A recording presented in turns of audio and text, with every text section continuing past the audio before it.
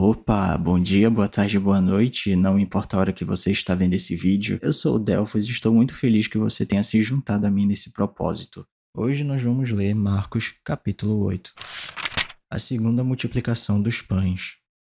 Naqueles dias, outra vez reuniu-se uma grande multidão. Visto que não tinha nada para comer, Jesus chamou os seus discípulos e disse-lhes: Tenho compaixão desta multidão. Já faz 3 dias que eles estão comigo e nada têm para comer. Se eu os mandar para casa com fome, vão desfalecer pelo caminho, porque alguns deles vieram de longe. Os seus discípulos responderam: Onde neste lugar deserto poderia alguém conseguir pão suficiente para alimentá-los? Quantos pães vocês têm?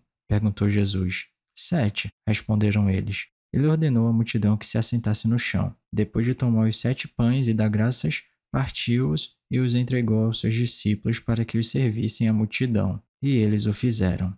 Tinham também alguns peixes pequenos. Ele deu graças igualmente por eles e disse aos discípulos que os distribuíssem. O povo comeu até se fartar, e ajuntaram 7 cestos cheios de pedaços que sobraram. Cerca de 4.000 homens estavam presentes, e tendo-os despedido, entrou no barco com seus discípulos e foi para a região de Dalmanuta. Os fariseus pedem um sinal. Os fariseus vieram e começaram a interrogar Jesus. Para pô-lo à prova, pediram-lhe um sinal do céu. Ele suspirou profundamente e disse: Por que esta geração pede um sinal milagroso? Eu afirmo que nenhum sinal será dado a vocês. Então se afastou deles, voltou para o barco e foi para o outro lado. O fermento dos fariseus e de Herodes. Os discípulos haviam se esquecido de levar pão, a não ser um pão que tinham conseguido no barco. Advertiu-os Jesus: Estejam atentos e tenham cuidado com o fermento dos fariseus e com o fermento de Herodes. E eles discutiam entre si, dizendo: É porque não temos pão. Percebendo a discussão, Jesus lhes perguntou: Por que vocês estão discutindo sobre não terem pão? Ainda não compreendem nem percebem? O coração de vocês está endurecido? Vocês têm olhos, mas não veem? Têm ouvidos, mas não ouvem? Não se lembram? Quando eu parti os 5 pães para os 5.000, quantos cestos cheios de pedaços vocês recolheram? 12, responderam eles. E quando eu parti os 7 pães para os 4.000, quantos cestos cheios de pedaços vocês recolheram? 7, responderam eles. Ele lhes disse: Vocês ainda não entendem? A cura de um cego em Betsaida. Eles foram para Betsaida e algumas pessoas trouxeram o cego a Jesus, suplicando-lhe que tocasse nele.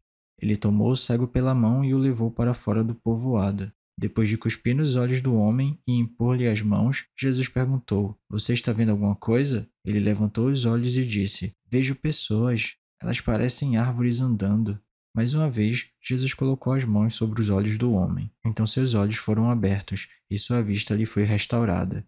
E ele via tudo claramente. Jesus mandou-o para casa dizendo: Não entrem no povoado.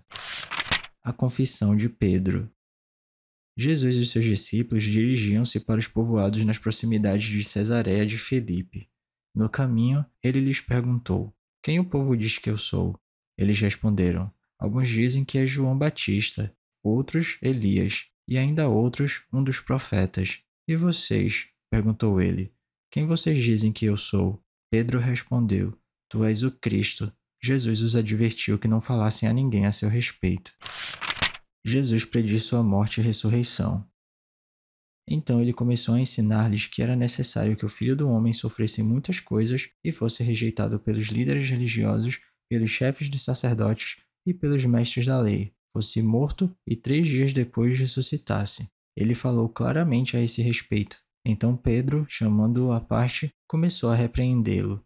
Jesus, porém, voltou-se, olhou para os seus discípulos e repreendeu Pedro, dizendo: Para trás de mim, Satanás. Você não pensa nas coisas de Deus, mas nas dos homens. Então ele chamou a multidão e os discípulos e disse: Se alguém quiser acompanhar-me, negue-se a si mesmo, tome a sua cruz e siga-me. Pois quem quiser salvar a sua vida, a perderá. Mas quem perder a sua vida por minha causa e pelo Evangelho, a salvará. Pois que adianta o homem ganhar o mundo inteiro e perder a sua alma? Ou o que o homem poderia dar em troca de sua alma? Se alguém se envergonhar de mim e das minhas palavras nesta geração adúltera e pecadora, o Filho do Homem se envergonhará dele quando vier na glória de seu Pai com os santos anjos. E é isso, chegamos ao final da nossa leitura. Eu espero que você tenha gostado.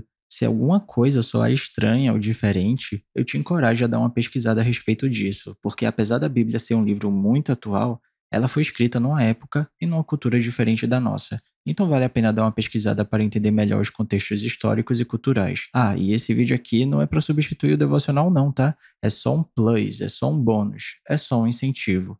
Continue tendo seu tempo especial com Deus e se alguma palavra tocar seu coração e se você quiser compartilhar comigo aqui nos comentários, fica à vontade que eu vou ficar muito feliz de ler. Não se esquece de ativar as notificações do canal para não perder nenhum vídeo e tamo junto. Cheirinho no coçarão, que Papai do Céu abençoe e até amanhã.